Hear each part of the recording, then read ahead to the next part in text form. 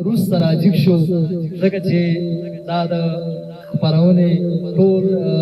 ایډیټ او ټول پروګرام په دی و نو لږ زره ناوخته راجیب شو غوسه به مې حلیمي صاحب په خیر راشه خدای دې راوله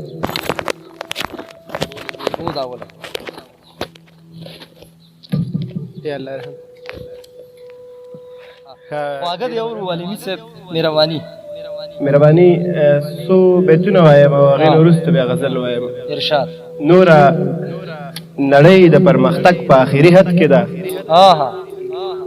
مننه نوره نړۍ د پرمختګ په آخري حد کې ده پښتانه اوس هم زیارتونو پورې تار تړي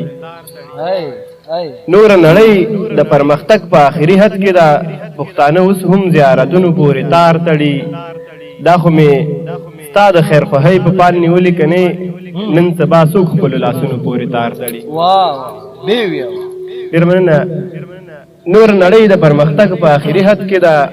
پښتانه اوس هم زیارتونو پورې تار تړي دا خو مې ستا د خیر خوښۍ په پال نیولې که نه نن سبا څوک خپلو لاسونو پورې تار تړي ډېر مننه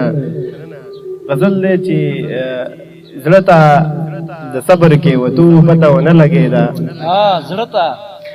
زړه ته د صبر کې وتو پته ونه لګېده کال شو پوره ستا د راتلو پته ونه لګېده زړه ته د صبر کې وتو پته ونه لګېده کال شو پوره ستا د راتلو پته ونه لګېده نن بیا جانان د بام له سره راښکاره نه شولو نن بیا جانان د بام له سره راښکاره نه شولو نن بیا د لمر د راختو پته ونه لګېده نن بیا جانان د بام له سره راښکاره نه شولو نن بیا د لمر د راختو پته ونه لګېده مننه ستا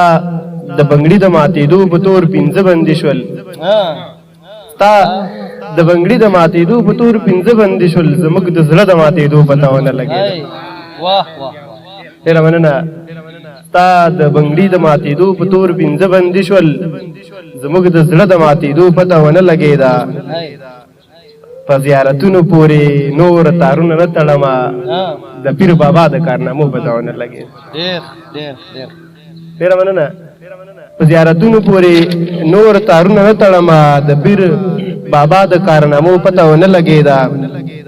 زه خو چې تا ته ضرورت لرم په هغه وخت کې باران ستا د ورېدو پته ونه لګېده زړه ته د صبر کې وتو پته ونه لګېده کال شو پوره ستا د راتلو پته ونه لګېده بس به نو که صحیح نوره موضوع مهرباني دو بیته وایم بل نور دا به بسي دا مسلسله پرمختګ دی د زیار ثمره دا مسلسله پرمختګ دی د زیار ثمره هغوی د بل یادې نه دي د هوا اولاد دي دا مسلسله پرمختګ دی د زیار ثمره هغوی د بل یادې نه دي د هوا اولاد دي دا چې بې څوکه د ښارونو پیاده رو کې ناست دي دا پښتانه نه دي نو څوک دی او د چا اولاد دي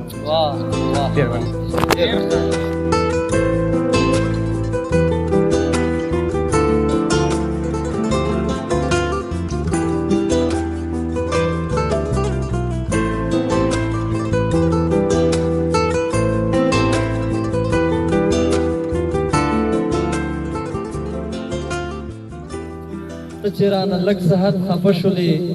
ما وې که خفه رانه څو کاله وې شونډې د نن سرې سترګې دې تورې وې شونډې د نن سرې سترګې دې تورې وې سمه په وسلو باندې سنباله وې